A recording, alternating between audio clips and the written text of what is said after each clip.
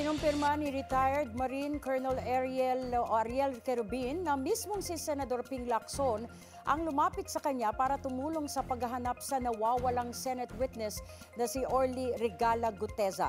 Sa panayam sa On Point ng Billionaire News Channel, sinabi ni Querubin na nagkausap silang muli ni Lacson kamakailan at hiniling nito ang tulong niya dahil sa lawak ng kanyang network sa militar. Si Senator Ping, kanina naman, nag-usap din kami ulit. Sabi niya, patulong na lang, no? Kung paano mo, alam ko malawak yung iyong network. And in fact, sabi ko, I'm working on it. I hope, sa akin lang, to put a closure sa nangyayari na to, he should really surface.